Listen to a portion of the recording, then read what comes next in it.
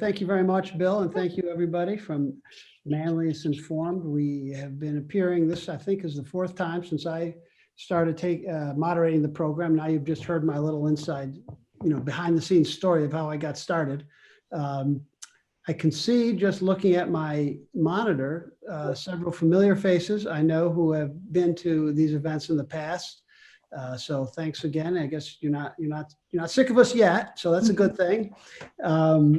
Of course, we're always asked to come at this time of year because it's post-election, and as you may have heard, there's been one. It's just still apparently is going on, I am as befuddled by it as all of you. So I am looking forward to hearing what Tara, Nina, and Kristi are going to tell us about this election as much as you are. We did one of these last week, and actually I took notes because I was so impressed by the things my fellow Ivorians had to say that I was actually taking notes. And then, as I said to somebody, I tried to use them in my conversations with my family members to make myself seem smart.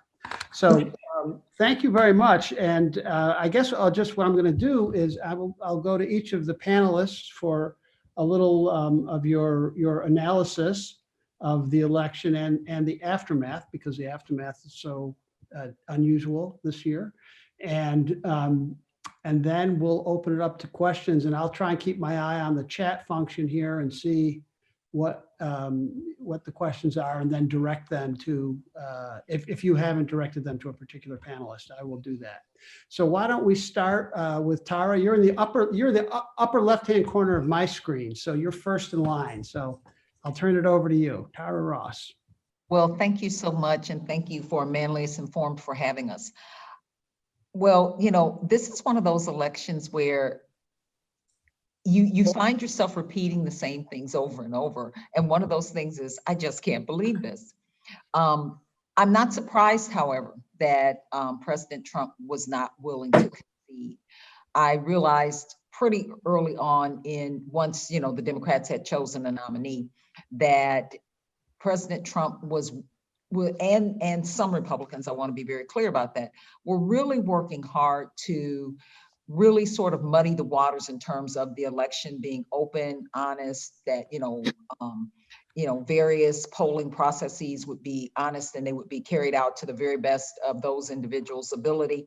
With the encouragement of the poll watchers in varying states, where literally President Trump was encouraging groups to go and stand outside the polls and watch and make sure everything was open and honest, and was really struck even before the election about the unwillingness to recognize that the people who are involved in elections by and large are very honest people, that they work very hard, and that especially on election day and in the days after, as they're finishing up the counting, that they really are trying to do the very best they can to make sure that everything is open and above board, and have been really struck since the election at how willing certainly he is, but also how willing some Republicans have been to muddy those waters even further and to denigrate and vilify, regardless of whether Democrat or Republican, to really vilify those involved with the election, those involved with counting the ballots, those involved with,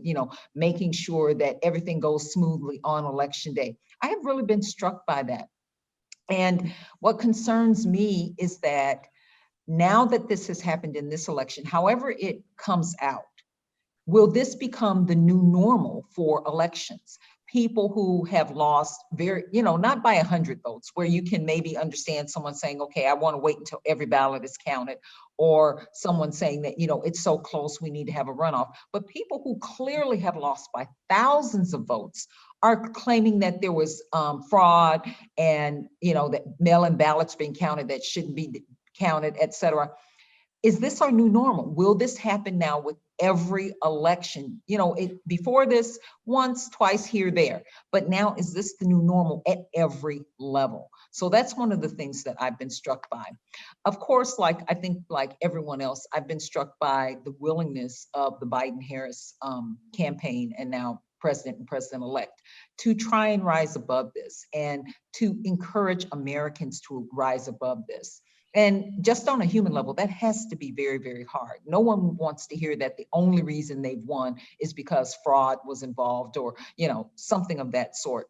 So those are two of the things that I've been struck by. And the third thing that I've been struck by is that the attitude of the president has been adopted by many, certainly Republicans on the federal level, but also many Republicans on the state level. There are people on the state level who are claiming that they have lost, that they shouldn't have lost elections where they clearly did lost it. I mean, lost very clearly in terms of numbers. So I've also been struck by that. So at that point, Okay, thanks, Tara. That point I think you made about the workers is so important. I was struck when I went to vote that the person on the other side with the iPad that signed me in was probably 22 or so, and I was really happy to see that. And then I had a conversation with my niece who told me that she does it, and she's been doing it for 4 years. I had no idea, and she said she was, after 2016, she thought this was what she should be doing, to somehow be involved. So she's an election worker. All right. Well, thank you very much. Nina, what was, I know you were really strong last week talking about, sort of identifying who we were as Americans. And I wonder whether that idea has really been reinforced over the last week. Yeah, that still remains with me. And what I was wondering about is, what is this election really about fundamentally? What does it speak to? What is at sort of the gravamen of the discourse? And I had mentioned at the last panel that you're referring to that I don't think that it is as simple as now President-elect Biden has indicated, namely that this is a battle for the American soul. I think that if we look at this election, as well as the 4 years leading up to it, and even 2016, that we're really having to wrestle with the question of what is the American way now? What has it been? What is it now? And more importantly, what is it going to be? And to what extent does it include or not the kinds of things that progressives have pushed forward? To what extent does it include the kinds of very, I'll call them, just to be delicate here, the new kinds of policies that Trump has put forward? And so to sort of come to my bottom line point, I think the post-mortem that must occur after this election in the days, weeks, and months ahead is one that probes very carefully why half of the electorate voted for President Trump. And I could ask the question, why half voted for Biden as well? However, I think it's more appropriate to ask why half voted for Trump, because Trump represents a marked departure from every potential political norm that we could point to. And certainly that was part of his shtick, if you will, for running in 2016. But, I'm not going to bore the Manlius informed audience with some things that I'm sure they already know as to the kinds of things that Trump has said and done that put him in a class all by himself in ways that are not necessarily very positive, but yet 70 plus million Americans, electorates, or 70 plus voters still voted for him. So I think that is an important part to include in the postmortem. I think two other things that are worth at least some fleeting interest, at least, is that following a year in which Trump really sort of took off his dancing around racialist issues during 2016 and the years to follow, and this year sort of going all in on his race baiting, going all in and really sort of pitting law enforcement against Black communities, going all in throughout his administration in bashing immigrants, especially Mexicans, whom as early as 2015, he likened to murderers and rapists and the like. So yet, having done that, Trump nonetheless saw a doubling of support among Black voters between 2016 and 2020. Admittedly, the numbers are small. We're talking, I believe, going from 4% to 8%, but in terms of scale, that's still, doubling the vote that Blacks committed to him, despite the things that I mentioned before, but especially eyebrow raising and worth peering into more closely is the fact that Texas, the Texas vote is significantly attributed to the fact that even Mexicans had turned out for Trump in a very positive way. And some of the exit polling, some of the focus groups peering into why that happened suggests that Mexicans sort of, held their nose and ignored the fact that he mentioned the things that I alerted to before, that they're rapists, murderers, and so forth, and essentially said that they were more interested in the fact that they needed a job and, some financial stability. So on my first point, all of which has to do with a postmortem, it's worth looking to first why 70 plus million voters voted for him, including those whom most of us would imagine would not have voted for him. And then to sort of move to what has occurred in the aftermath of the election, I would say somewhat in disagreement with Tara. I'm not especially worried about the fact that he has not yet conceded.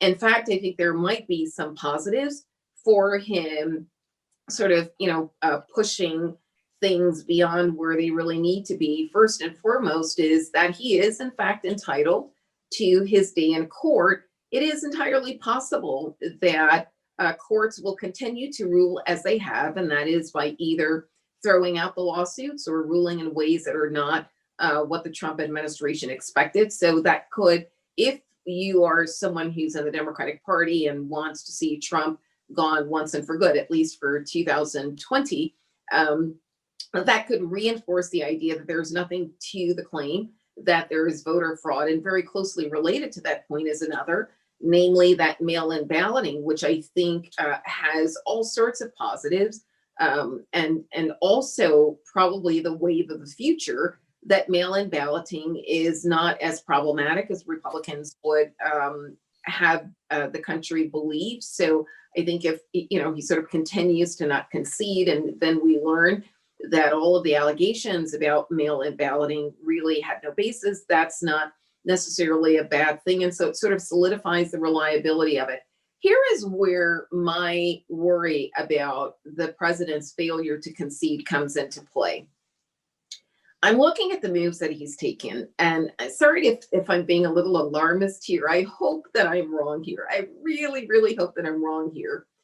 But there are 15 cabinet level departments in the federal government, and cabinet level positions, and not all of them have necessarily toed the line in ways that President Trump would like. And certainly beyond the cabinet departments, there is Anthony Fauci, whom Trump sort of suggested he could fire. Yet consider where he's focusing his attentions now, on the Department of Defense, by removing first Esper and now 4 other high-level defense officials. And this might be a little bit of conspiracy thinking on my part, but when you think about the fact that Esper had refused to use the Insurrection Act in order to quash protests, one has to wonder if Trump, and again, I admit this is conspiracy thinking, one has to wonder if Trump has made up in his mind that no matter what happens, even if the courts say otherwise, he is not going to leave office, and is expecting that there will be protests, and is stacking the Defense Department with loyalists so that he can use the literally the force of the army in order to quash those protests. And then finally and quickly, I'll say one other thing, and these aren't all necessarily related, I just kind of want to throw them out for discussion, is I think we have to be very careful about how we talk about and characterize those who voted for Trump. And I've seen this in lots of different venues where we're having these conversations about the election outcomes. We have to be very, very careful to not denigrate and degrade them for having done so. Although it seems to be a sort of common refrain for those on the left and even in the middle to ask how could they vote for someone who has done the kinds of things that Trump has done? And to that, I would say that, one might ask, if you believe abortion to be the murder of unborn children, it's perfectly reasonable for Trump voters to ask how one would vote for Biden. But, setting aside abortion, I think we owe it to our fellow Americans to not throw them all in the same basket and assume that they too are racist, they too are sexist, they too are Islamophobic and the like. We all have a right to prioritize the issues that matter most to us, and I believe that Trump voters are entitled to that as well. So I'll leave it there and pass it on to Kristi and look forward to Q&A. Okay, thank you, Nina. And that point you were making about, is it conspiratorial when you look at what's happened in the Department of Defense? And I think that's a very fair point. I mean, you don't want to feel like you're conspiracy, dealing in trafficking conspiracy theories. And yet we just sacked the top of the Defense Department, not just the very top, but two other top positions. And it does raise a question. Kristi, let's turn it over to you. Well, okay, I want to just mention two positive things because we're kind of getting into dark waters here. Uplift us. Yes, uplift us. Then we'll go back in there. One is that the election worked fine, even in a pandemic, even with having many of the states change their procedures kind of as we went through this, changing how people got absentee ballots, making more early voting spaces. It was a real struggle, I think. And yet it went as it should have. I'm ignoring the conspiratorial things all the fraud that hasn't happened. It didn't happen. And that wasn't going to happen. But even problems that were not connected to anything like that didn't really appear. I think it's interesting that basically all of the both Republican and Democratic state folks who are in charge of this have said there haven't been many problems and things have been going as we expected them to. And I want to echo, I think, Tara's praise for all the campaign, not the campaign workers, the voting workers, the election workers, both volunteer and paid workers. The second thing is how good a job I think the media has done. I was really struck this morning, particularly by the New York Times, having contacted election officials in every single state to ask them about how things had gone, and in particular, whether any of the claims that the Trump administration had been bringing, the lawsuits and so on, seemed to have legs, so to speak. And uniformly, that answer was no, things have worked fine.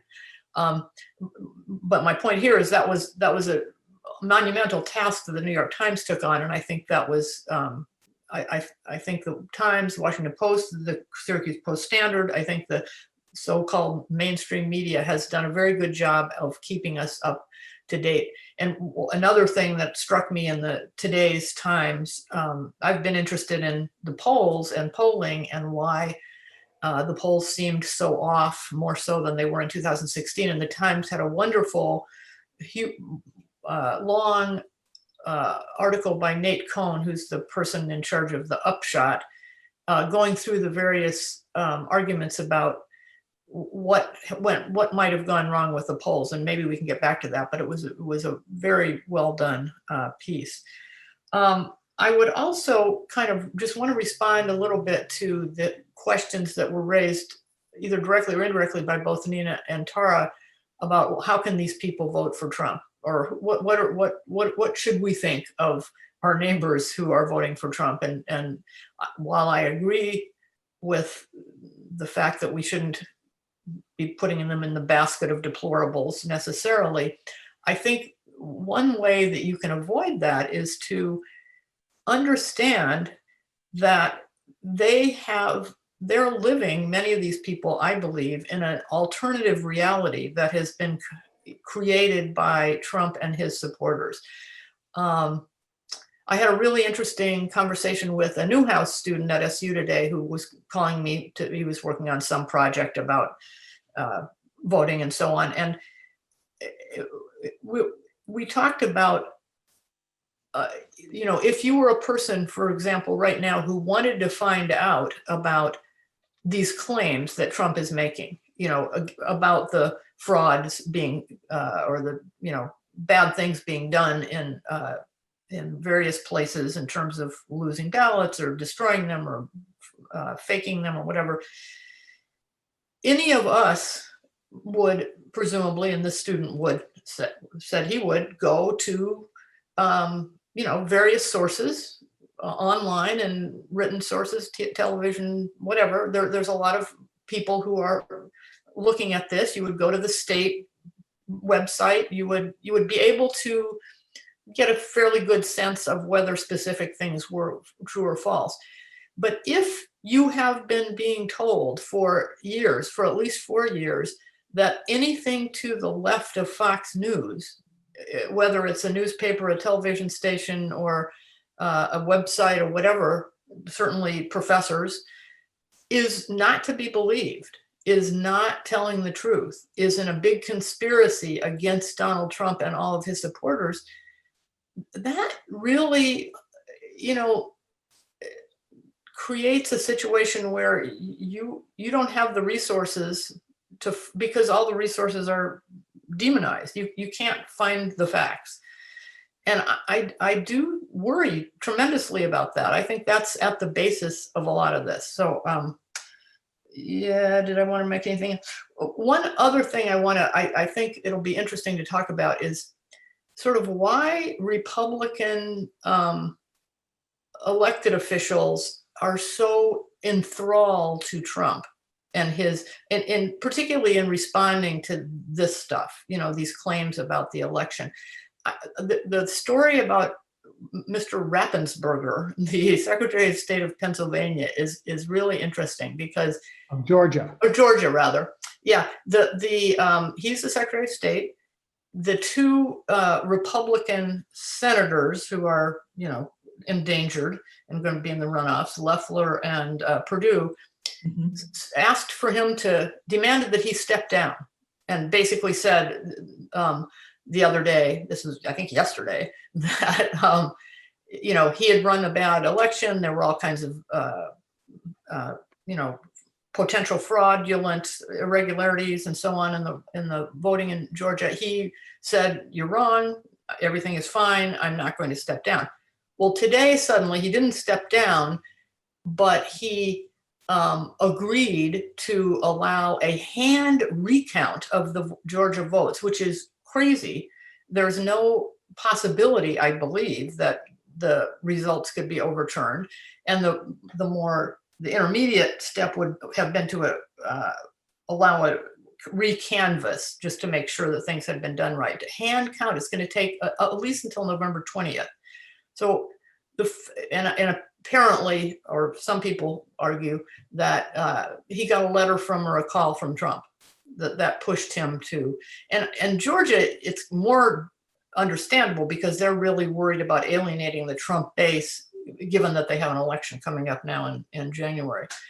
But it's been interesting to me how unwilling Republican office holders are to push back. I'll leave it at that. Okay, well, thank you very much. We do have some questions coming in, and let me ask this one. Someone has asked, do you think the surprising demographic result may be because of one issue voting? That, you know, perhaps it's the anti-abortion vote, or someone who is, you know, is voting because of LGBT issues. And can that be driving some of the surprising results? I'll jump in on that one, and I would say yes. I really do, you know, and this is just anecdotal. It is not based on anything, you know, any sort of polling, exit polling or anything like that. But I think quite a bit of it is one issue voting. And I think abortion is one issue for some people. I think law and order played a really big part in how many people voted. You know, and it's hard for me to say the protests played a part in this, because I think the protests were appropriate and necessary. Those without violence were appropriate and necessary, but I think as the protests went on longer and longer, they gave law and order as a ready-made issue for Trump. And he was able to, you know, and Republicans are very good at this, at going back and looking at their history and saying, this worked well for this Republican presidential candidate or for this candidate. We know it worked well for Richard Nixon. And I think in this case, many people in many cities who might have been in the middle, moderate, or who were uncertain, as the protests went on and as they spread, that I think had a great influence on the way many people decided to vote. I also think for a few folks, those, and I'm not going to say it right, but the good gross domestic product, was it numbers? Was it gross domestic product? I'm not sure I'm remembering it correctly. Like a week or two right before the election, I think for some people that may have helped them. If you received money during the stimulus and that helped your business, I think that helped them. So I think in general, one issue voting did play a big part in this. But again, I would just say about the protests that, yes, I think that was an important issue for all sides.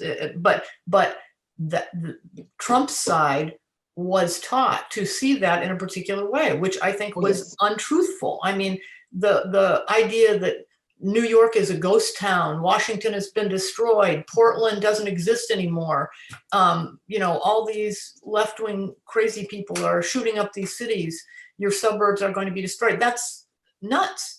And so I think that my argument about an alternative reality applies to that too. So it's not, yes, they're one issue voting, but the issue itself has been recreated in many senses. That's not true of abortion, but it is true, I think, of the protests and the response to the protests. You know, but some of that, Kristi, too, on the protests may not just be certain media that's creating this alternate reality. As you said, I mean, when a protest, cameras flock to a protest, and yes, that may have been only in a small area of downtown Portland, but I think unless you're really trying to delve into that, what's happening there, you're going to find that across media, Portland's on flame. And I think that's part and parcel of visual media.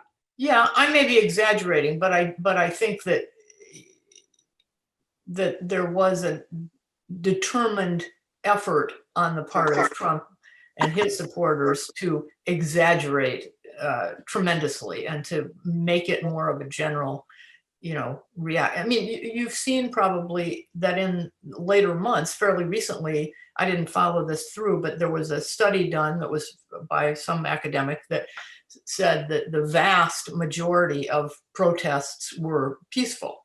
I mean, and I don't remember the percentage or whatever, but the extent to which they were disruptive or violent or burning down buildings was very small. Mm-hmm. Yeah, I would say that there is definitely something much bigger than whether this is a matter of single issue voters or not. Yeah. we could have that conversation meaningfully, I think, in connection with the presidential election. But if we look down ballot and we see the extent to which Republicans gained in the House, appears on part or on path to retain the Senate, but most importantly, picked up 3 state legislatures and made gains in other ways. I mean, in other words, if you look beyond the presidential election, you can see that Republicans really bolstered their position in American governance, more broadly writ, and are on their way to redistricting and sort of solidifying their stronger positioning when it comes to the policy process. So no, if you look at the presidential election, to your question, Dave, I'd say yes, perhaps there were many one-issue voters, but that cannot explain, in my view, the 2020 elections overall. Rather, I think that there is a difference in the realities of the 2 camps that showed up in this election. I think there is a reality for the 2 tribes that anchor the intense polarization of our politics today.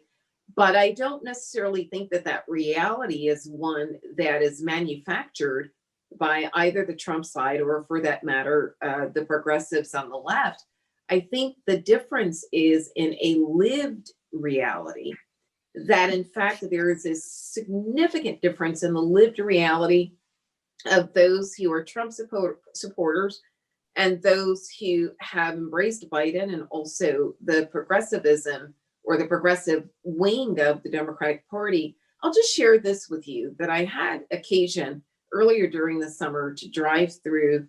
I was on my way on a road trip to Chicago and stopped in Indiana and went to a store there. And as I was driving to the store, I got a little worried. You know, when you're a Black woman and you see a whole bunch of pickup trucks and flags, and you just start thinking, well, should I have pulled off here? And then as I got to the store, it was a Walmart. I was looking at the people, and and it was a very mixed crowd of people, Black, Latino, white, and I remember thinking they looked very down on their luck. And I haven't had occasion to go in that sort of area for some time. And I couldn't help but think, and I'm probably judging way more than I should a book by its cover, but I'll couple this with conversations I'm happy to share later. But my sense was, I don't know that these individuals are waking up each morning worried about the polar bears and whether they're going to have a place to live 20 years from now. I don't think they're worried about, principles and the separation of powers and, maintaining the strength of our institutions. I think they're worried about putting food on the table. And so it's not a question of which issues are important or not important. I think it's a question of what gets prioritized. And so that, I think, partly explains why you have 70 million Americans who I don't think are oblivious to the fact that Trump has, he's violated every norm possible, but rather they have chosen to prioritize gas in the tank, food on the table, just sort of, living their everyday lives. And you think that somebody who had in that Walmart, who, as you say, were probably down in their luck, would tell me the logic, which would, if they're prioritizing getting by, which I think is a very, probably true description of what a lot of people are doing. How does that get them to choose Trump? That's an easy one. I'll give you one other example, tying also to the Walmart people whom I don't know, and I'm making all sorts of assumptions.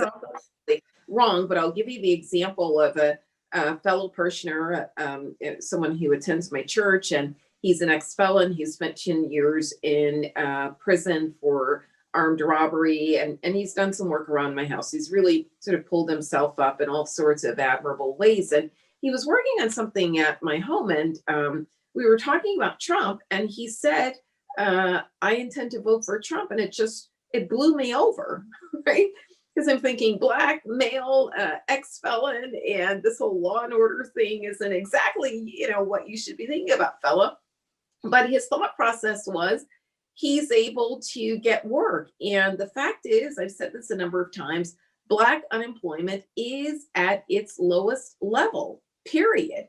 And, in years past, we've always said it's the economy, stupid. All of the polls continue to show the economy, at least in the top 3 most important issues. So to your question, Kristi, of how that leads them to Trump, because in their minds, Trump is responsible for the fact, as Mexicans have said, Mexican voters in the focus groups there have said, they attribute the fact that they can get solid work to the Trump economy, which we all know Trump inherited. Right. Yeah, that makes sense. And I guess long term, if you thought about, okay, and going forward, would Republicans and Trump provide better salaries, better opportunities, better benefits for me and people like me or not? They're not doing that. They're answering that question, who do I prefer, which policy, on a very immediate kind of, it's been better these last few years, so I'm going to stick with that. And that makes sense. And that's why, yeah, I think that does make sense. I think there's one. But I won't leave it there. I will say that the opening for Democrats is to follow President-elect Biden's lead in this regard. He gave a really fascinating speech prior to the election. I believe it was in either Michigan or Wisconsin, in which he sort of wrapped himself in his working class background, and he kept saying, I'm your guy. I'm the first person particularly to go to the White House who did not go to an Ivy League school. I know what it is to suffer. He talked a lot about his own tragedies and in fact, I believe he outright stated, I know what it feels like to be you and to feel like you're being ignored and you don't matter and your issues are not on the table. And he said, I'm going to be your guy. I'm going to represent you at the table. And I think that if Democrats continue to talk along those lines and to recognize that there are some Trump voters. I mean, the fact is some Trump voters are just straight out racist. I mean, we have to be honest about that. I'm not inclined to believe that 70+ million Americans are. And so Democrats have an opportunity to make the case to say, okay, let's explain to you why what we are doing really is in your best interest, as opposed to simply denouncing you because you don't get on board because we think you should. Yeah. I just want to follow up on Nina's point. And interestingly enough, if you think about sort of the original Democratic coalition that included farmers and minorities and that sort of thing under FDR, in many ways, rightly or wrongly, the Democratic Party has become increasingly seen as the party of academics, people who, okay, maybe 2 or 3 generations ago or 2 or 3, grandparents ago, okay, maybe you were working class, but you're not working class now. Now you're working for the computer company or the tech company or something like that.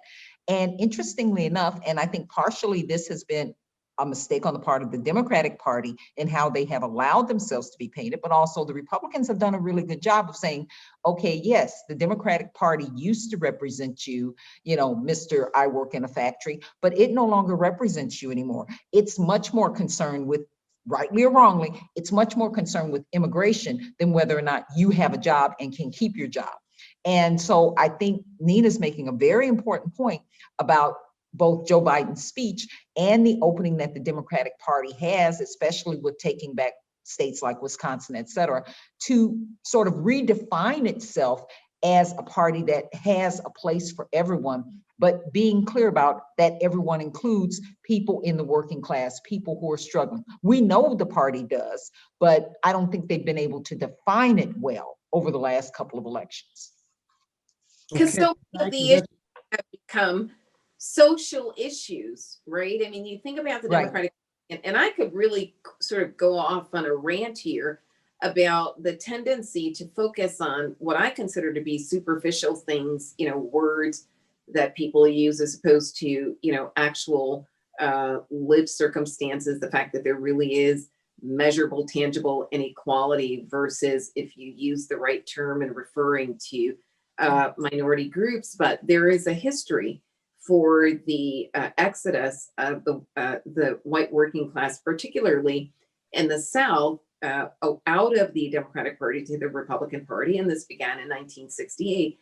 And that exodus centered largely not so much around economic issues, but around social conservatism because of the South and its intersection with religion.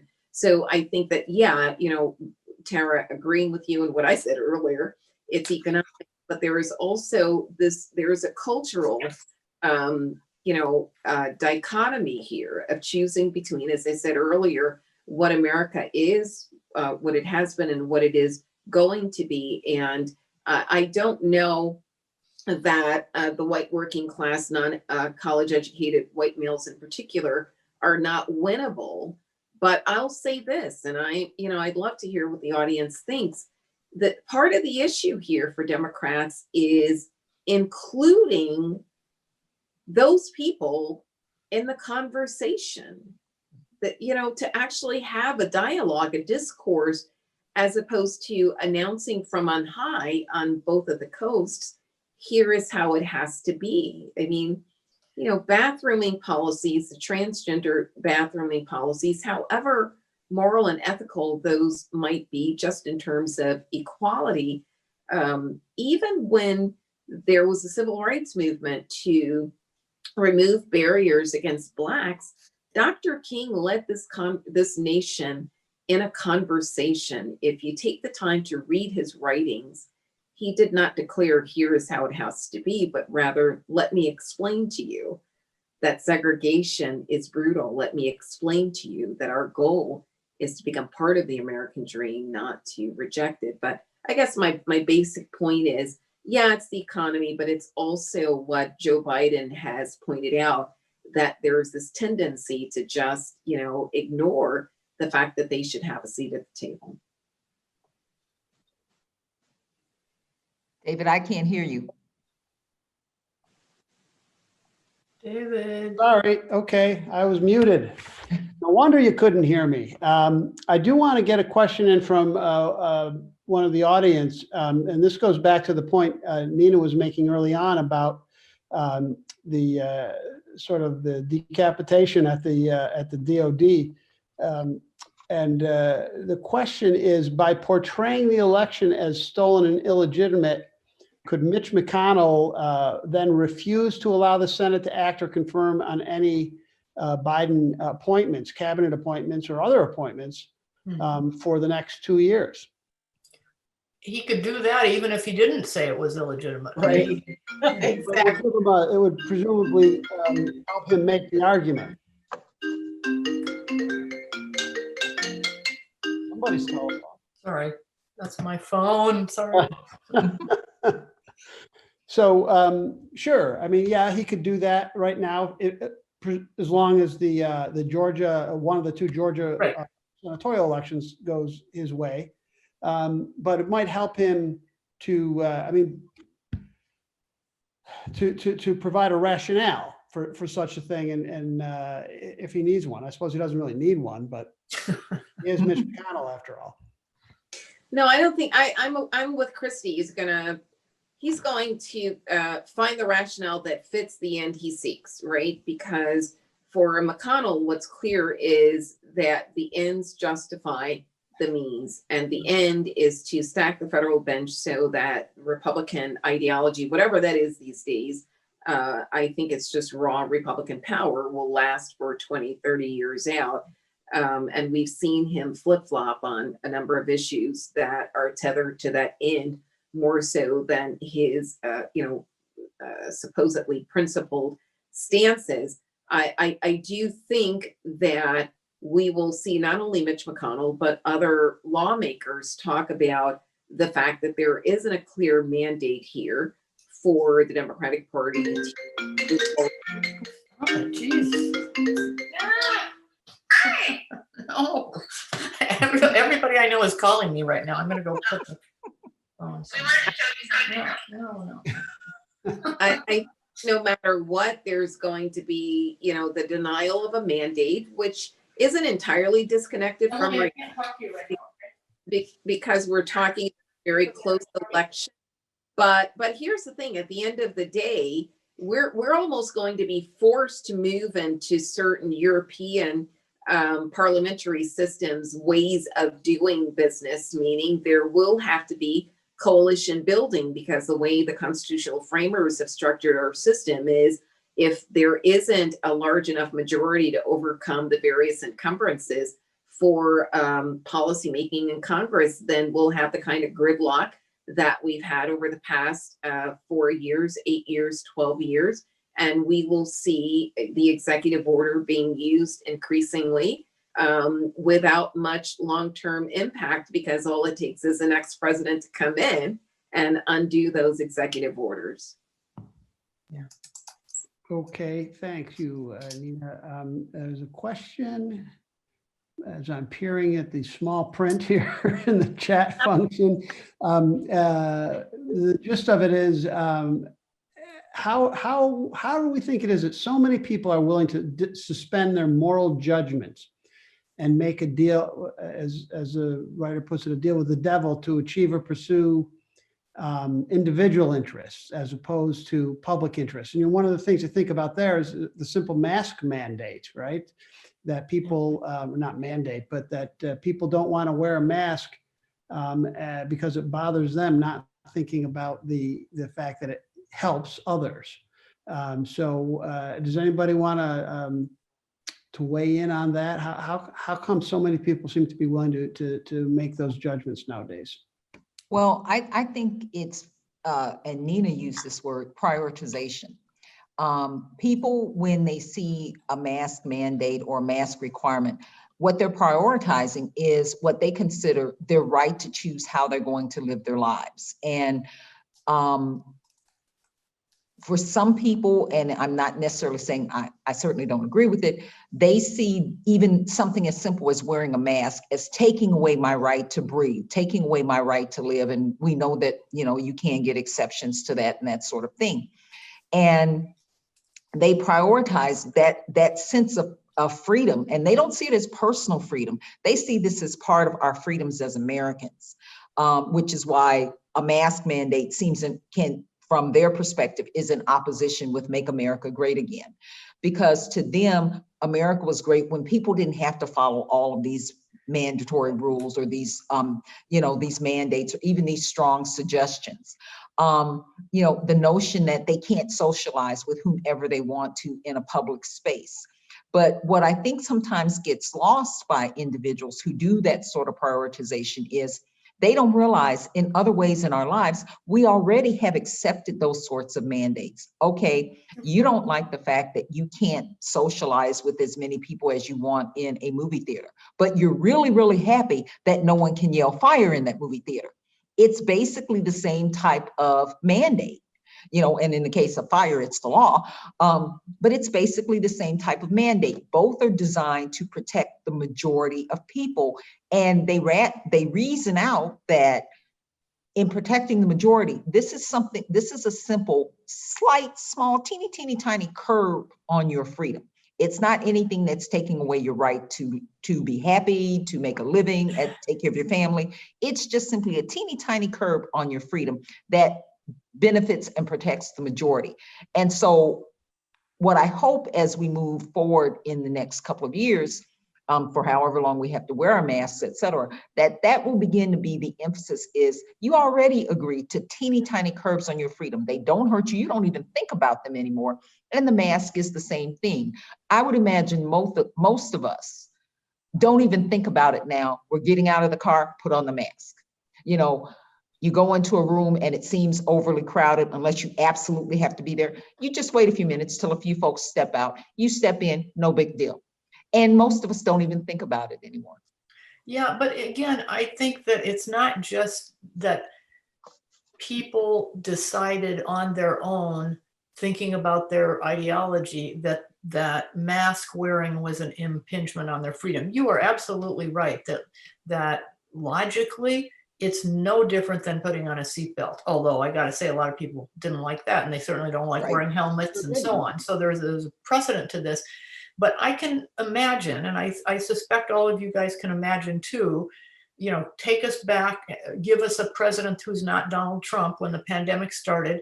That could have been framed, and I can imagine, let's say Joe Biden doing this, is this, we have to work together. You know, we're all in this together. Here's the way we can get this virus under control. It's what Andrew Cuomo has been doing fairly successfully, I think, is just to conceptualize this as the only way we can do. We can't do this as individuals. We can't fight the virus as individuals. We can only do it as a community. And obviously people are going to, at the edges, be unhappy about their bar is not being able to be opened, or you can't see your grandchildren or whatever. It's not going to be easy. But I think about my parents talking about rationing in World War II, for example. And it was clearly, I'm sure people didn't like that either. And there were people who tried to get around it and people who sold things on the black market and so on. But by and large, it seems from their talking about it and from reading histories that people bought into that conceptualization of these sacrifices. And this is clearly not a big sacrifice to wear a mask or any of these other things. So it's again an alternative reality that's been created by Trumpists, and given that was given to them, that argument about it's your freedoms that are being impinged upon was not something that was constructed and then used by lots of people. Yeah, I'm going to disagree a little bit with both Kristi and Tara and return to a prior point that I made, that I really think a lot of this is not so much about the masks and whether the data from the Centers for Disease Control are correct, or Johns Hopkins for that matter, but everything gets interpreted and sort of negotiated through a cultural framework in which the tribes are clearly defined as we've seen them defined, so that it doesn't matter if it's the mask, it doesn't matter if it's a number of other things. They see the mask and these other things as part of a rejection of who they are, and it began before Trump years. As Biden has pointed out, there's been sort of this slow attrition of their ability to be a full-fledged part of whatever mainstream America is. And I'll just tick off a few things. I mentioned abortion. Again, I don't have a hard time understanding that if someone believes not in the right to life, but if someone actually believes that abortion is the equivalent of murdering an unborn child, what the hell does, Trump saying mean things about minorities have to do? And how does that stack up against murdering unborn children in the minds of those who believe that? And then there's been a sort of mockery of certain religious groups that would never be tolerated for others. And we've heard this voiced by white Christian evangelicals, 95% of whom continue to support him and have access to literally hundreds of thousands of everyday citizens who are eating what they have to say. Then I go down to the more basic things like banning smoking. Certainly, who I think, I'm not going to say anything about what I consider smoking to be, because it'll reinforce the point I'm making about these people feeling like they're not part of America, or they're being sort of denigrated and degraded, down to simple things like corporal punishment. That's huge still in the South. And so here, Kristi and Tara, I don't think it's about the government stepping in to say wear a mask, but it's the government again stepping in to tell people how they have to live their lives, down to whether or not they can drink a 16-ounce soda or not, down to whether they can clip the nails of their cats. And so again, all of this is happening without a conversation in which they have a meaningful say. And down the line, it appears to them to be a rejection of who they are. Okay, thank you. I didn't know you couldn't clip the nails I on. didn't either. New York legislature took the time to pass a law that outlaws the declawing of No, cats. declawing is not clipping the nails. Well, okay, to me, they're all, listen, different, without a distinction. They're spending time dealing with cat nails when we've got 50 million people in this country who are food insecure, 500,000 people who are literally not homeless, but living on the streets. Yeah.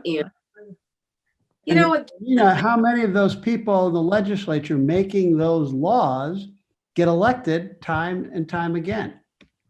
But these, excellent question, Dave. They get elected time and again in coastal legislatures, right? And so if I could use your question as a jumping off point for turning to AOC, to my mind, has had an outsized voice when it comes to the Democratic Party's policy agenda. I looked at the votes that she won in her district in this last election, 100,000 votes. So sure, she was reelected, but by 100,000 people, and yet having a tremendous say in the fates of some 330 million people in the US. That's a conversation we as well have had on Ivory Tower. And it may have been in one of these other discussions recently too, with the AOC, the pro and the not so pro AOC group. We do have a question I wanted to get here about the vote, the young vote. Whoops, can you hear me? I'm sorry. Yeah. That is, how did that vote break down? We keep hearing the young people were going to all come out and vote, and most of them are going to vote for Joe Biden. Do we know anything specifically about those numbers? Has anybody seen that? I think we won't know anything about that until there's polling, that asks people what. And of course, the exit polls, which would normally be doing that, are pretty useless this year, since in previous years, you got a lot of information about why people voted, what, people were caught right as they walked out of the polling place and, filled out a questionnaire or answered questions. And this time people were voting for weeks before the election, and some of them never went to polling places. So it won't be exit polls per se, but people will be doing polling, and we can then presumably find out how young people voted. I mean, I think what we know is that in general, people under 30 or 35 are much more Democratic, much more likely to vote for Democrats than older generations. But I think we know, or I don't know much about the specific issues that I can make guesses from, the media, what the media talks about, from my own children and nephews and nieces and so forth, and students that I know, but I can't. Do those younger people who tend to vote Democratic, as they get older, do they become more Republican? No, I can tell you about that, because I've done research on party identification, and there's some slight conservatism going on as people get older in terms of their voting patterns.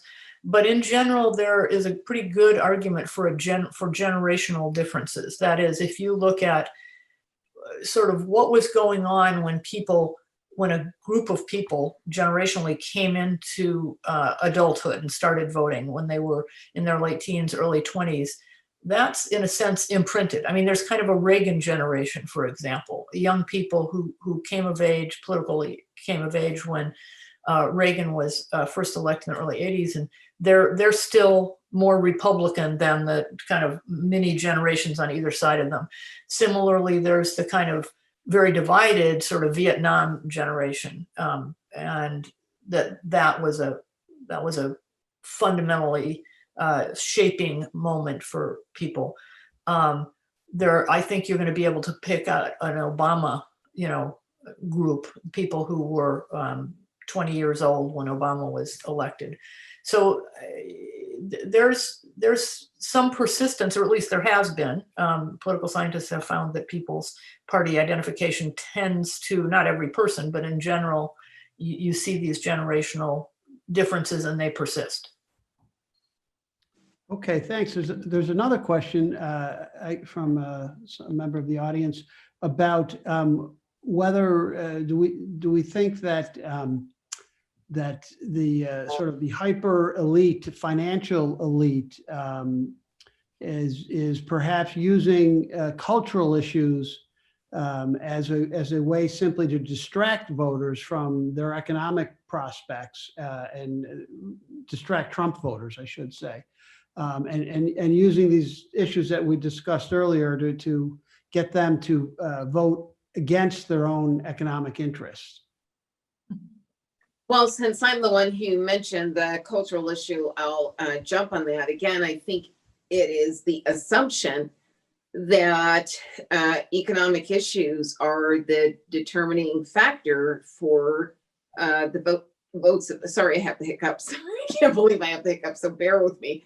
But it's the assumption we're making the assumption that it should be about economics, and that's not necessarily the case. And I think it's very difficult to manufacture the reality of those who are actually living that reality. I mean, if that is what that is what their reality is.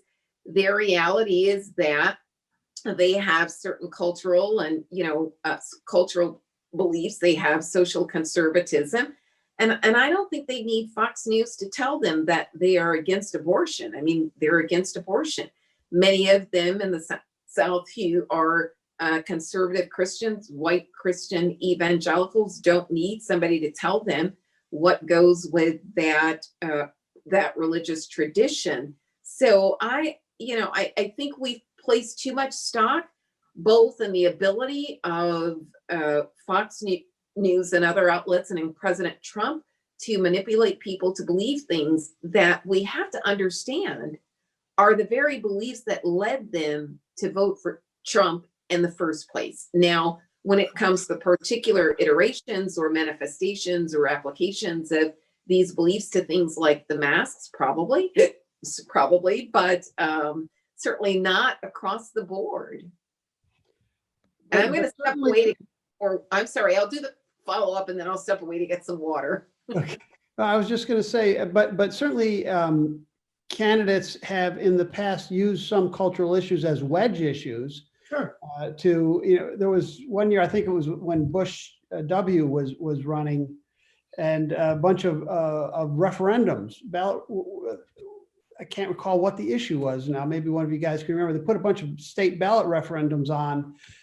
It might have been on a gay rights issue to try and turn people out. Figure if they turned out for that, they'd turn out and vote for other Republicans on the ballot. So I mean, cultural issues do certainly play a large role. It can be ginned up in that way, I think. Well, yeah. I'm sorry. Go ahead. Go ahead. No, I was just going to say, and then I'll go and get some water. And sorry, I'm going to have to step away. I'm going to have mine right now. What's that?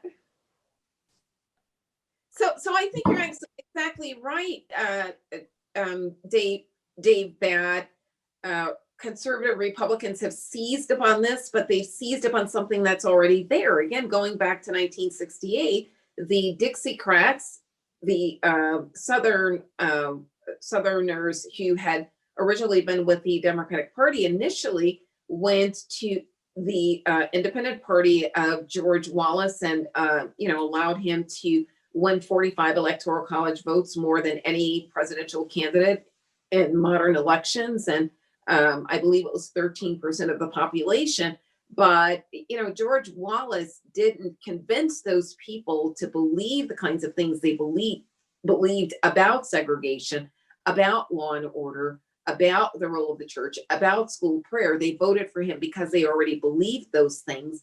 And Republican presidents, Nixon to begin with, switched from his original strategy in 1960 of being more sort of liberal and amenable to the civil rights movement, the women's rights movement, discovered by 1968 that there was this large swath of voters whom he could win with a conservative argument along social lines. And so, I know sometimes people criticize those voters for voting against their economic interests, but those criticisms rest on the assumption that it's their economic interests that matter more than what they consider to be their morals, their ethics, and their own cultural identity.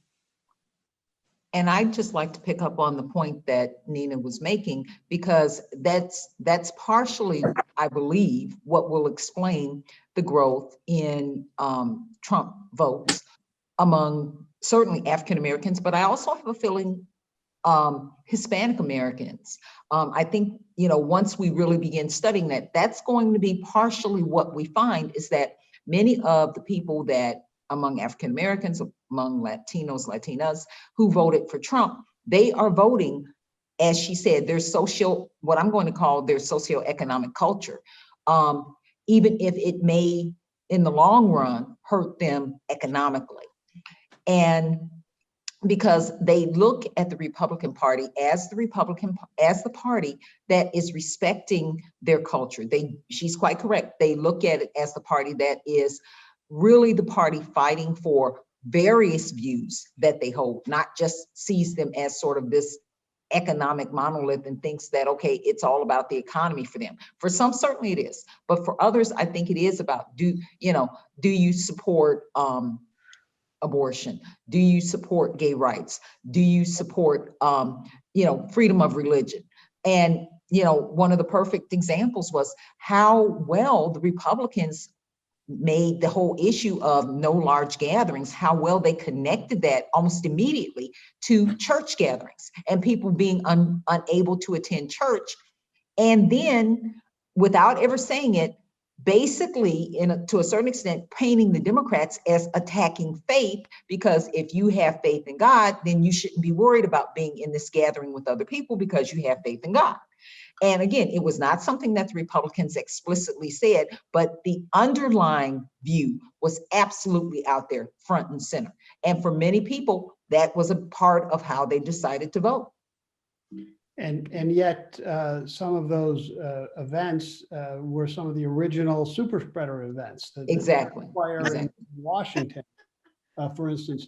We have a question about advertising and the role of and the influence in our local congressional races, right? We were all inundated. I'm sure everybody out there, you couldn't turn you wanted to throw your shoe at the TV because you were seeing all of these ads first, for or attacking the Republican in the 22nd, Claudia Tenney, then Anthony Brindisi, and then we move over to the 24th and get Dana Balter and John Katko. I was saying, if you watch Syracuse University football games in the Atlantic Coast Conference, then you also got the attack ads from Lindsey Graham and Jamie Harrison down in South Carolina, and then Cal Cunningham and Tom Tillis in North Carolina. So it was maddening, but it may have been effective that the attack ads certainly linked both Brindisi and Balter very much to other issues and had an influence, had a pretty strong effect. Well, let me take that on a little bit. I don't think we know completely the effect of the negative ads, but I agree that both Brindisi and Balter, Brindisi less accurately, were connected to, they demonized their connection to Pelosi and to AOC and to, but in the case of Tenney, if you know anything about Anthony Brindisi, it's laughable to call him a socialist or he is a very moderate Democrat. He voted against Pelosi as Speaker, didn't he? He said he would vote against Pelosi as Speaker. I think, yes, that's right. He voted for Joe Biden or somebody. I mean, somebody who was not really running for Speaker. Yes, that's right. He did vote against Pelosi.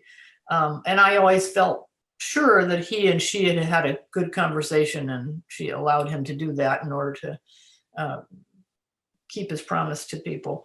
I'll tell you, the ads that I did see on social media makes me very glad that I do not have cable and I do not see them on television. So that's why I'm as calm as I am today. But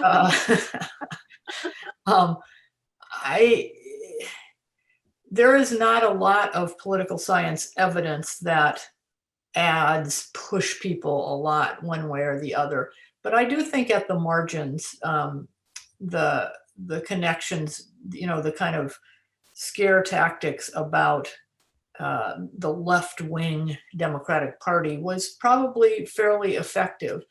And that will be, I think, some of the focus of discussion within the Democratic Party that you can see already starting. There were two dueling kind of interviews in the New York Times a couple days ago. AOC and Connor Lamb, the moderate Democrat who won in Pennsylvania to everybody's surprise in a special election in 2017, I think.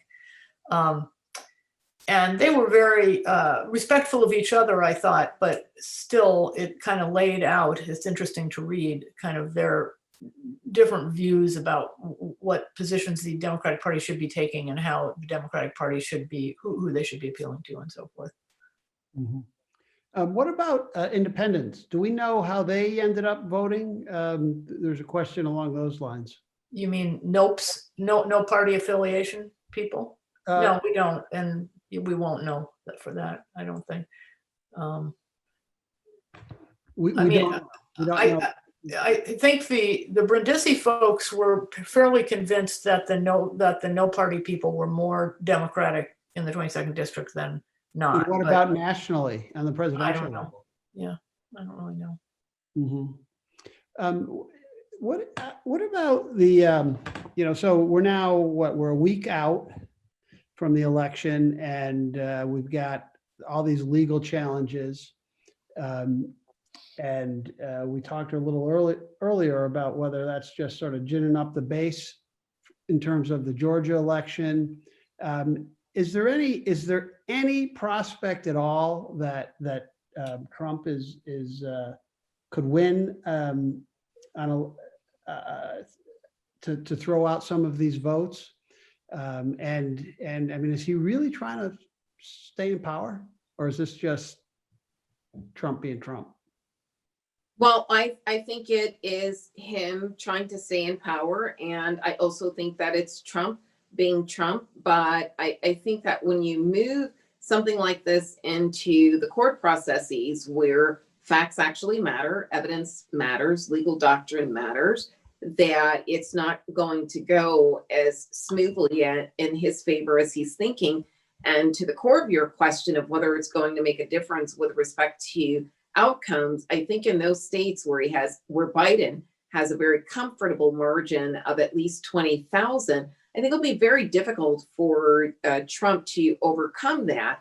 Now, the thing is, I see these court fights as not simply about changing the outcomes of the presidential election, but also, as Lindsey Graham sort of hinted, giving Republicans a way to send them a message that come 2024, or even for that matter, 2022, that these elections have to be run above board, that they're going to be watching, so to speak. But I also think there will be some irregularities that are found. There will be some instances where people who have died, both registered as well as voted. There will be instances in which people voted twice. I expect to see a lot of those from my hometown, Chicago, right? Where you vote early and you vote often. But the question is whether or not that signals that somehow the election is not legitimate or corrupt, or to the more immediate issue of whether that's going to change the outcome. I say no to all of those. No, it's not going to change the outcome. Where there is a comfortable lead of at least 20,000 for the Biden camp, and I say no, is it going to change our confidence as a country in elections? Because irregularities always occur. I mean, it's not like as Americans, we move into the electoral process and suddenly become angels. Just like you have impropriety everywhere else, it should be some improprieties expected in the election. Spoken like someone from Chicago, right? So, criminals are going to. One of the things that, in 2000, the disputed election, Bush-Gore, that I was astonished by, and perhaps as political scientists, you guys are not, we're not, but I had no idea that so many votes get thrown out. Yeah. The whole hanging Chad business, and I wonder, since so many people voted via mail this time, presumably a lot, a fairly high number of votes will have been tossed. We don't know how many, but I mean, I don't think we know how many yet. But how big a role is that? It's a big role, and this time it was particularly interesting because, if you just go in on election day and vote, there's a limited number of things you can do wrong. I mean, I'm assuming that most of these things are not people attempting to do bad things, they're just mistakes. And there are not a lot of mistakes you can make. And if you do screw up, you can go right back and get another, if you mark the wrong thing, you can go back and get a different ballot from the poll worker. But because voting by mail was such a new experience for a lot of people, it seemed complicated, and there was much more room for mistakes. In particular, the states like New York that have what they call a security envelope. I mean, I'm sure a lot of you experienced that. This was my first time, I think, voting absentee, or I filled out an absentee ballot, then I voted early voting, and tore it up. But you have to fill out the ballot, and then you have to put it in an envelope and sign with your accepted signature that envelope, and then seal it into the envelope it's going to be mailed on. Well, a lot of people didn't do some of that. And one of the issues is whether or not particular states allow you to to cure your ballot. That is, you could find out if you made a mistake and it was about to be thrown out, and there are ways that you can fix that mistake. So it got more complicated this year, these kinds of mistakes that would get ballots thrown out, and how lenient or not lenient states should be was a matter of contention in some cases. My sense is that, and I agree with everything that Kristi has said, that a lot of this is just going to be contingent on how the votes are looked at in different states. But for those ballots that were voted or counted by machines, I'm far more inclined to trust those than to trust the ones that are counted by hand. What we've heard from some election commissioners is that Republicans are increasing the number of ballots to which they raise objections. And what the Trump administration really pushed a lot this week was the idea that there was something questionable about those ballots where the voter chose to only cast a vote for president. I don't see that as a problem, right? But a Republican poll watcher can raise that as an issue, and even down to the whether it was filled in fully or not. If a machine accepts it, I'm more inclined to go with that than not. I think what distinguishes this potential recount from others is that those were paper ballots, and Florida, and it was difficult and in some instances to discern the will of the voter because of the dimple chads and the hanging chads. And so the court there sort of concluded that because there were, first of all, only a certain number of precincts where there would be a vote count, and then secondly, because there was no standardization of how the ballot should be read, that amounted to a violation of equal protection. But the Help America Vote Act, as Kristi has pointed out before, has really rectified a lot of those problems. And I can't see us doing what Georgia has decided to do, which is to resort to hand counting, because not only is it a long process, but it is much more prone to human error. Well, and it's just not justified in this case because Biden is ahead by so many votes in Georgia that there is no possible way, I don't think, that that result would be overturned by this very laborious process. David, we can't hear you. Okay, sorry. It might make a difference in the Purdue race, for Senate. Yeah, how much are they separated by? I don't. Well, he's. But I think they're looking. Well, yeah. Okay. I mean, he just needs a couple of tenths of a point, I think, to get to 50. So it might make a difference there, and we might not know then. Takes so long to count those. Well, here's a question for you. Dave, can I interject and just say one quick? Sure. You know, this recount, and again, this might be sort of my positive thinking. This recount has been pushed by Republicans mainly with a view toward the presidential election, with the exception of Georgia. When they push for a recount, that means every vote gets recounted, including those that were cast for Republicans. Sure. Well, that just points to the absurdity of the whole thing, is they're only challenging votes in the states where the president is behind, right? They're not challenging in Mississippi, but since he is behind, and since we think he's not going to win any of these legal challenges, and unless he actually somehow does enlist his cronies now at the head of the Department of Defense and other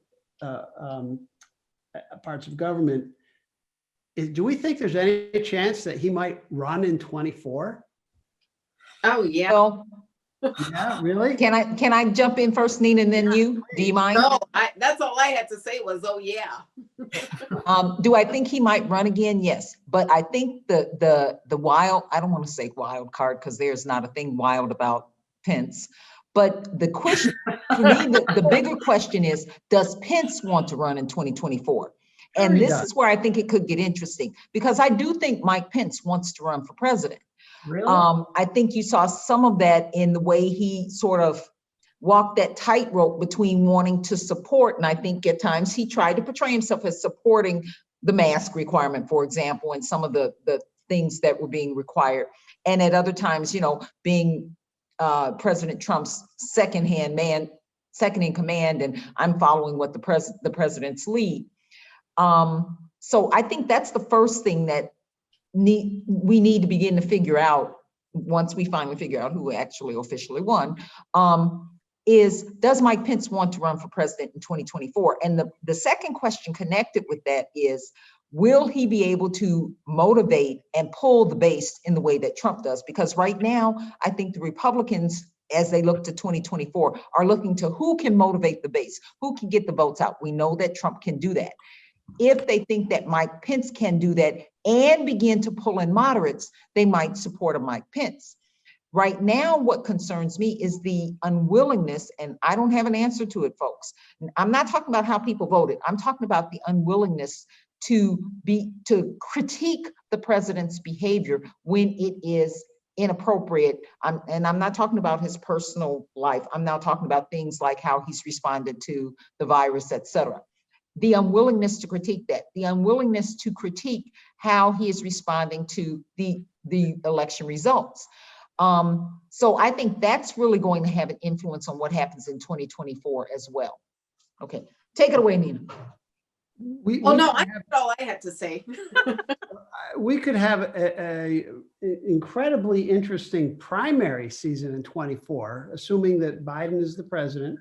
I mean, can you imagine not just Pence, but you even see Don Jr.'s name floated as wanting to run in 24. Could you imagine him with Josh? But you're saying he's going to run against his father for the primary? Forget the father. The father's gone. Now it's the son. Could you imagine him and someone like Josh Hawley in a debate? There's actually a lot of interesting young Republicans who are looking for their chance. And I don't think they're going to want to wait for Mike Pence either. Tom Cotton, absolutely. Tom Cotton, Josh Hawley. I don't know about Ben Sass, but well, you're the the Nebraskan over here dismissed him right out of. Well, he's been so disappointing because he's a young, smart conservative who seemed very independent thinking and has just, not been willing to take on Trump at all. Well, for all the same reasons that no one else wants to take him on, right? They want his base. Yeah, right. I also want to mention, and I'm speaking on behalf of Stan Lindhorst, who's here too, that Nebraska gave, which does its electoral votes in a different way than everybody but Maine. They did give one electoral vote to Biden this year, so we can be proud of Nebraska. That's right. Right, Stan? Bernie Chambers district, right? That we talked about that. Yep. Was it on the air or was on I don't remember. the other conversations we had. We've done a lot of these in the last 10 days. Okay, well, so let's see. Do we have any more questions? Oh, we have a Yay Omaha comment. Okay, well, that's nice. who apparently is from in Nebraska. We have another Nebraskan, another Cornhusker here. Yes. I'm just looking over the question list to see. We have a lot of comments, not so many questions. If anybody has a question, now's your chance to get it in. So we don't think much of Don Jr. as a candidate, apparently, but we do. Nina said you think he is going to run. President Trump would run again. Seriously. Absolutely. Yeah, I think he's from prison. I'm sorry, for president. From prison? Oh, from prison? Yeah, I mean, he could be in Attica. Need I remind you of Marion Barry? Exactly. Okay, fair point. Good point. Fair point. That's right. Yeah, I think he's going to run. And in fact, his, those who are inclined to have the courage and conviction to tell him, what his actual reality is, that he's lost, they're saying to him, preserve your credibility to run again in 2024. And and if I could just raise this while we're waiting for some questions to come in, what we are witnessing is also a reckoning within the Republican Party as to who and what that party represents. And so you have the traditional Republicans who believe in traditional Republican ideals, limited government, conservative involvement in the economy, and so forth and so on, conservatism and all sorts of social issues. And so I think with Trump, there's a huge number of the 70 million who are not necessarily your traditional Republicans, but they are Trump Republicans. This he has been a bit of a cult of personality, and he realizes that. And so that, I believe, is going to remain very much fresh and alive in 2024, which is why it's going to be so critical for the Biden administration, the Biden-Harris administration, to not forget that they've got, if it's not, a Trump or a Trump-like figure, something like a Trey Gowdy or another person who's inclined to break all of the norms in Washington, heavy on their heels. And they should govern with that mindfulness. They should try as best they can to work across the aisle with that mindfulness, because that storm is coming again. Mm-hmm. Well, let's look ahead, assuming that everything goes smoothly, and on January 20th we have President Joseph Robinette Biden, What do you want to see as sort of his first few moves out of the box? I mean, what can he do? What do you want to see him do? What does he have to take on immediately? Well, he said that his 4 things are, and maybe I'm missing responding sensibly to the pandemic, protecting the Affordable Care Act, and I'm only counting 3 here, I think, and initiating some climate-friendly legislation. Somebody can come up with the 4th, but and I think obviously he wanted to get right out in front of, not in front of, but he wanted to demonstrate that he's doing that first thing by appointing that very impressive looking pandemic team. You know, defending the Affordable Care Act will depend on what's happening in the Supreme Court, I suppose. But well, and that actually, from what I've been reading yesterday, looks like it may survive this challenge. Yes, which makes sense. This week to discuss on Friday, because I was intending to, and then it seemed like, well, it's still interesting to talk about how they argued that, though, and the whole notion of the you know, the mandate can be severed from the rest of the, and I guess I didn't realize until reading about it that, you know, the enrollments in the Affordable Care Act has really not declined at all once the mandate was zeroed out. So that helps, that empirical bit, you know, that empirical information helps, I think, the argument that, well, I mean, with the public option, which is what Biden wanted to do, that was, you know, not going all in like Medicare for all, but the more incrementally would, I mean, I guess it really doesn't have much of a chance now unless they win a race in Georgia. Right. Or unless, I mean, we haven't talked about this, but I have heard some commentators discussing the possibility, which I'm skeptical about, that Biden, you know, who has known McConnell for 30 years or more and has a reputation for working across the aisle, might be able to actually, you know, make some progress on some of these things. And, you know, politically, it's thinkable anyway. I mean, obviously, the Affordable Care Act is now very popular, and people like the idea of having reasonably priced health care and supporting something like Obamacare. But I think that's dubious, but there is that possibility too, that they could work together somehow.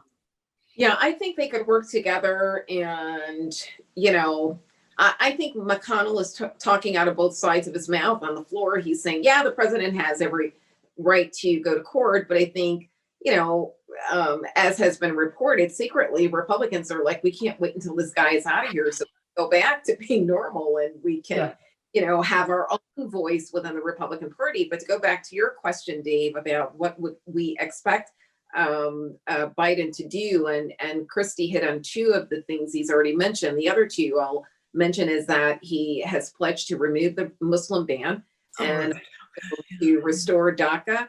I do worry, though, that these sorts of things being the first moves that he makes out of the gate could send the wrong signal, because, you know, one thing we know for sure, and that he has expressed, and we can follow through the Democratic primaries, is that if it were not for the Black vote, he would not have survived the primaries, and he would not be president right now, just as Exhibit A turned to Philadelphia. And so for him to list these issues that have been sort of the usual progressive, you know, agenda items, as opposed to the other issues that have been more important to the Black voters who put him in office, I think probably isn't a good way to come out of the gate. Secondly, I'd say that he's going to have to be very careful with how he seeks to restore good relations with China, because the fact of the matter is, even though Trump has used some very you know, problematic language and referring to the coronavirus as a China virus, and we know all of that is a lot of dog whistling. But the fact is that we do have a huge trade imbalance with China. China manipulates its currency. There are some serious human rights issues with China. And also, it's President Trump who said that he wanted to return to manufacturing jobs, which is sort of a wink to the non-college educated white males who vote for him. And so Biden has to be careful to not go all the way in on, the messaging that I think progressives will like, but that's not going to sell very well to that constituency that is the core of why Trump is still in office. Mhm. Okay. I would agree with you, and I would just focus just a little bit more on the foreign affairs. One of the things that Biden has made very clear is he wants to basically restore America's role, both in terms of in the world, in terms of climate change, sort of reestablish and strengthen our relationship with our allies, certainly reestablish or re-strengthen rather our relationship in NATO. And one of the things he will also need to be careful with, both in terms of the reality of quote unquote traveling to other countries, if that's what he's thinking about. Obviously, there are other ways of maintaining those relationships, but he can't make it appear as if he's focused on those issues and not focused on improving things for the average American, the working class American in America. Part of what helped him win both Wisconsin and Michigan was the fact that Trump was not able to really sort of carry forward some of the promises he had made to people in those areas. And so President Biden is going to have to be really, really careful that he does make an effort in whatever ways he can to focus on improving things economically for people in those basically Rust Belt states, coal miners who still did give Trump quite a bit of support, but who have also had to recognize that he didn't provide what he said he was going to provide. Mhm. Well, that gets to the whole future of manufacturing issue, though, Correct. right? I mean, is manufacturing ever coming back the way it was? I mean, also energy.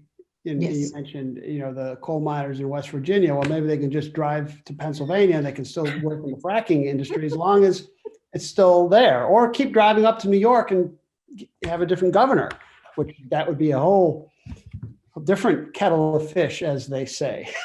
But But I think, Dave, that there's the issue of manufacturing jobs, and we know that the U.S. economy is mostly consisting now of service-oriented jobs. But hey, somebody's got to make our cars. Somebody is making our furniture. Somebody is building the parts for our homes. So when people say that manufacturing jobs are gone, I say, many are automated, but China, obviously, because everything that we have is made in China. So China is obviously able to retain a meaningful portion of manufacturing jobs. The other thing I'd say is, besides the manufacturing jobs, are the low skill, low paying service oriented jobs that have been outsourced to other countries.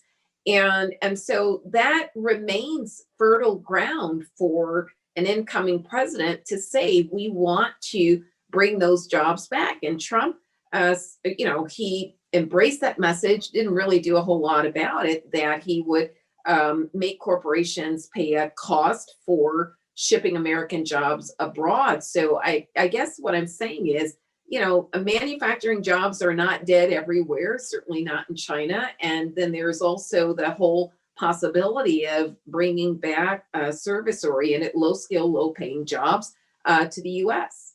Mm-hmm. And there would be some manufacturing jobs, certainly in terms of green jobs, which they talk about a lot. But I mean, battery production, turbine production, that sort of thing. And there's also and we tried it in Buffalo, of course, and that hasn't worked out so great. Well, that's a whole other thing. But then there's also the infrastructure job, right? That's what I was going to just go to, the infrastructure. And that seems like an easy, that's where President Trump, I always thought, blew it. I mean, he should have gotten together with Chuck Schumer the first week in office and said, let's work a deal. And Chuck Schumer would have been happy to have a big spending infrastructure project. We could have had a Donald J. Trump middle school in every town in America. So anyway, Okay. yeah, there should be an infrastructure bill, right? And Yes. but now that has to get through McConnell again. So we're right back where we started. Yeah.